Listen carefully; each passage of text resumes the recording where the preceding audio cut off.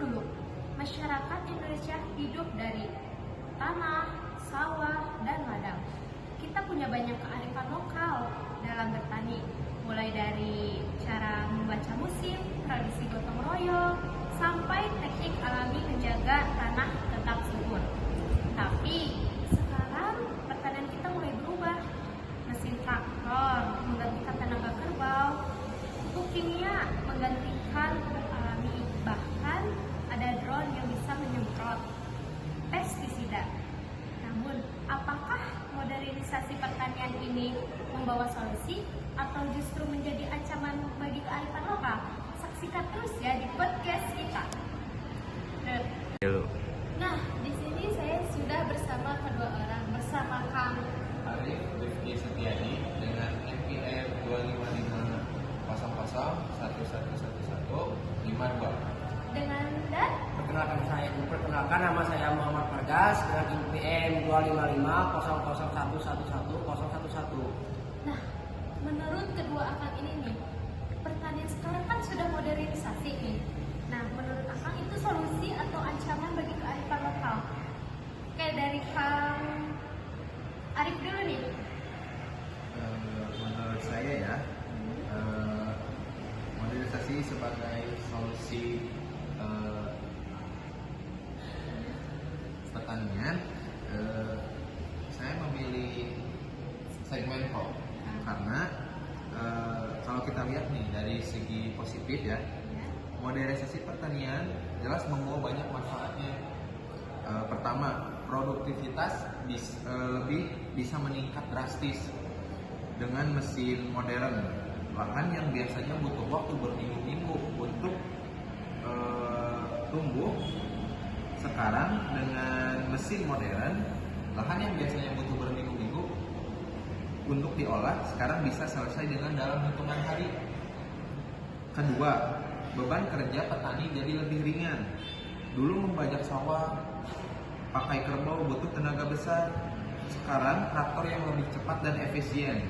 Ketiga, modernisasi ini juga bisa membawa peluang bagi Indonesia untuk bersaing secara global dengan hasil pertanian yang lebih melimpah dan berkualitas. Kita bisa memenuhi kebutuhan dalam negeri sekaligus ekspor ke luar negeri. Contohnya, di beberapa daerah sudah ada petani yang menggunakan drone untuk menyemprot pestisida atau memantau pertumbuhan tanaman.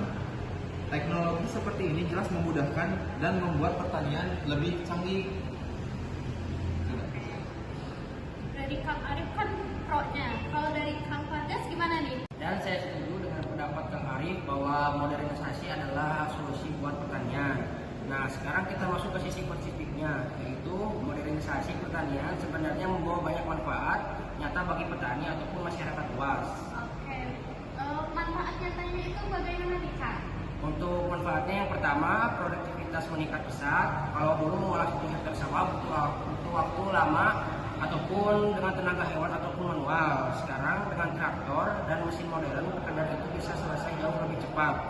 Dan hasil panen juga bisa lebih banyak karena adanya bibit unggul dan pupuk yang diformulasikan dengan teknologi. Berarti sekarang itu pertanian itu udah semakin canggih ya, Ya, Kak? iya. Dan nanti hasilnya itu berarti makin melimpah dan Makin cepat. Nah, oke. Dan yang kedua yaitu beban kerja petani jadi lebih ringan.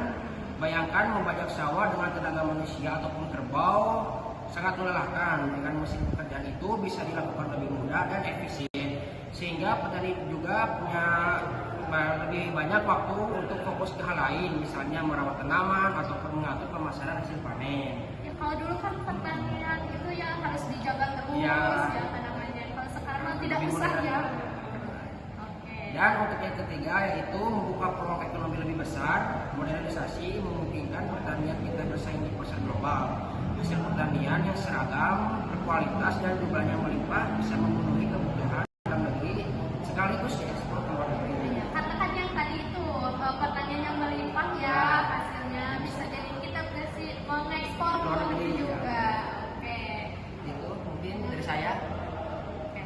Nah, kalau kita dilihat dari sini ya, ini sama-sama berarti pertanian solusi ya di era modernisasi ini ya. berarti solusi ini untuk kearifan lokal, tapi kita nggak bisa lihat dari solusinya doang, harus ada ancamannya. Kita nanti lihat ancaman apa aja sih yang ada di pertanian bagi kearifan lokal. Oke, di sini kembali lagi saya bersama kedua angka-angka ini, bersama Kang Bahril Fadiansyah Aziz dan NPM saya yaitu 25500 11111133.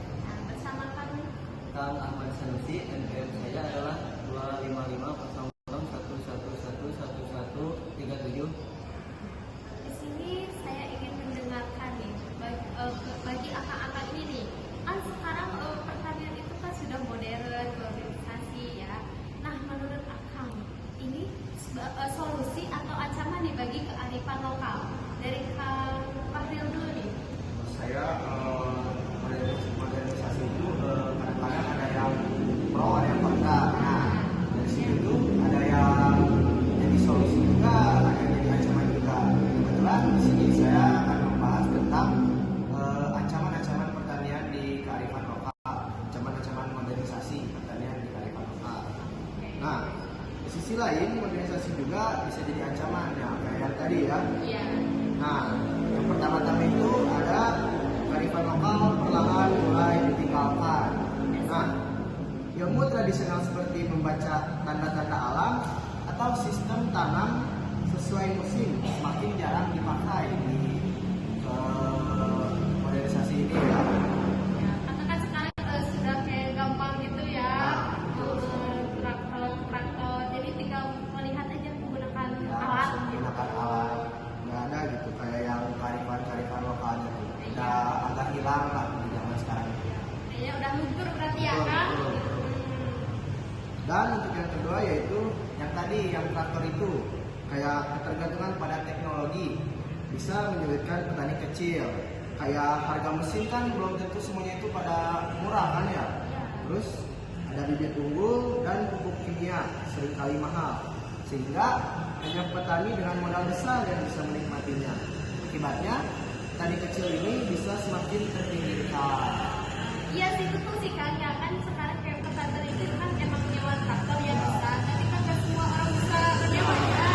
Tapi emang itu kayak misalkan ada negeri ini ada apa tentang teknologi itu nggak semua orang tuh bisa beli buat teknologi yang kayak gitu. Terus yang ketiga ini ada penggunaan pestisida dan pupuk kimia yang berlebihan bisa merusak tanah dan air. Dalam jangka panjang, hal ini justru menurunkan kesuburan lahan dan merusak ekosistem.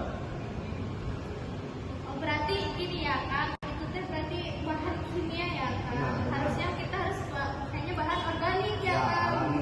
Iya, biar tanah juga subur, tidak merusak alam. Ya, tapi kan sekarang malah yang pengen efisien dan cepat ya. Karena kan kalau misalnya kita pakai yang organik kan lama juga ya Kang. Enggak, ada sekarang itu 3 bulan katanya. Yang kalau misalnya alami itu ada yang 1 tahun. Kalau tidak lebih Ya, panjang. iya begitu. Oke. Kalau dari Kang Ahmad nih, Ya, gimana? kalau dari saya dampak modernisasi pertanian yaitu yang pertama dampak lingkungannya kerusakan dan degradasi tanah. Penggunaan mesin-mesin seperti traktor yang alat berat terus menerus dapat memadatkan tanah, mengurangi kesuburan tanah alaminya dan menyebabkan erosi. Dan yang tadi pupuk kimia itu juga dapat merusak struktur tanah dan mikroorganisme akan hilang dalam tanah. Dan yang kedua adalah pencemaran air. Limpasan pupuk dan pestisida kimia dari lahan pertanian dapat mencemari sungai, danau, dan air tanah yang merusak ekosistem akustik dan membahayakan kesehatan bagi manusia. Dan yang kedua adalah hilangnya keanekaragaman hayati. Praktik monokultur menanam satu jenis tanaman secara besar-besaran menghilangkan habitat alami bagi banyak serangga, burung, dan hewan lain sehingga mengancam keanekaragaman hayati. Dan yang ketiga yaitu efek rumah kaca. Mesin pertanian seperti traktor menggunakan bahan bakar fosil berkontribusi terhadap emisi gas rumah kaca yang mempercepat perubahan iklim, dampak sosial dan ekonomi, kesenjangan ekonomi, teknologi dan peralatan modern membutuhkan modal besar yang sulit dijangkau oleh petani kecil. Berarti sama dong kayak Kang Fadil ya. Oke, selanjutnya untuk pengurangan tenaga kerja. Mekanisasi menggantikan banyak pekerjaan manual yang menyebabkan peningkatan pengangguran di pedesaan dan hilangnya mata pencaharian tradisional bagi pekerja tani. Berarti ya kayak sekarang anak muda itu kan tertarik banget ya, Ya. sama pertanian ya. Ya, betul. Sekarang kebanyakan petani yang usia lanjut lebih tua. Karena kan emang itu kebutuhan juga ya, kita kalau tidak dari pertanian kita mau makan apa juga ya kan. Dan selanjutnya hilangnya nilai sosial. Ketergantungan pada mesin dan praktik individu dapat mengurangi tradisi gotong royong dan ikatan sosial antar petani di pedesaan. Oh ya kan emang kan dahulu mah banyak yang tradisi kayak menanam bersama, terus kayak apa ya pasca panen itu ya harus ada bersyukur kepada bumi ya gitu kayak perayaan gitu. Sekarang udah gak ada.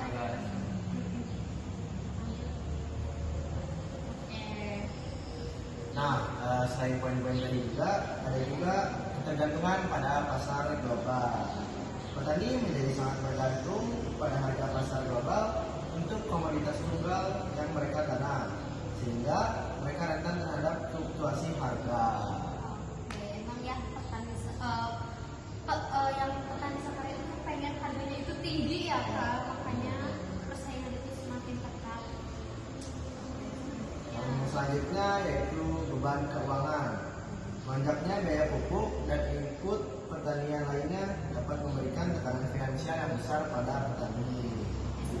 Seperti yang tadi akan bilang ya, kayak nyewa traktor kan butuh uang ya gitu. Nggak semua petani bisa ya kan? Dan yang selanjutnya yaitu isu keamanan dan kualitas pangan residu bahan kimia. Penggunaan pestisida dan herbisida yang intensif berisiko meninggalkan residu kimia pada produk pangan yang berpotensi menimbulkan masalah kesehatan bagi konsumen. Oke, ya kan kita berarti secara tidak langsung memakan kimia ya kan dari yang udah tercampur ya kan dari penyemprotan yang tadi itu ya kan. Oke. Selanjutnya yaitu risiko kesehatan bagi petani. Petani yang terpapar bahan kimia bagi pertanian secara langsung berisiko mengalami masalah kesehatan serius, mulai dari iritasi hingga penyakit yang lebih parah. Seperti yang tadi disebutkan ya. Yang selanjutnya yaitu kualitas nutrisi yang diragukan.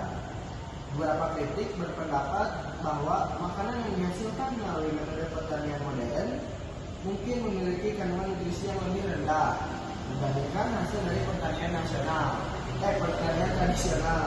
Meskipun hal ini masih menjadi perdebatan. Ya seperti yang tadi itu ya, kayak kan pertanian modern itu kan menggunakan bahan pupuk kimia ya. Bagi kesehatan itu kan beresiko ya, kan kalau alami itu kan kita dari pupuk organik ya kan itu sehat ya, tapi kan waktunya yang lama itu ya. Tapi kan sekarang butuh yang efektif dan cepat ya kan. Saya bisa ekspor dan Impor. Tapi kebanyakan kita mengekspor karena kita sudah modern ya kan, sudah termasuk modern. Oke.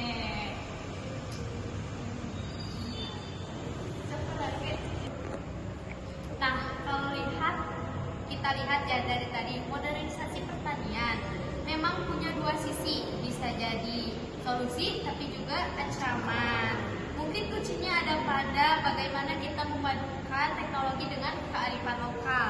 Bayangkan kalau teknologi digunakan untuk memperkuat tradisi, bukan menghapusnya ya kan? Misalnya petani tetap menjaga pola tanam sesuai musim, seperti yang diajarkan leluhur ya kan? Tapi dibantu aplikasi cuaca modern untuk memprediksi curah hujan dengan lebih akurat. Ataupun pupuk organik ya kan, yang seperti tadi tetap digunakan ya, yang organik ya, yang alami, tapi dipadukan dengan riset modern supaya hasilnya lebih maksimal. Bahkan nilai budaya seperti gotong royong bisa tetap hidup meskipun alat-alat modern sudah masuk, karena kerjasama dan rasa kebersamaan itu sejatinya tidak harus hilang ya kan, seperti itu. Nah, jadi kita mengejar teknologi itu harus peduli dengan tradisi kearifan lokal ya, bukan malah menghilangkannya. Nah, ingat, modernisasi bukan berarti meninggalkan masa lalu, melainkan bagaimana kita membawa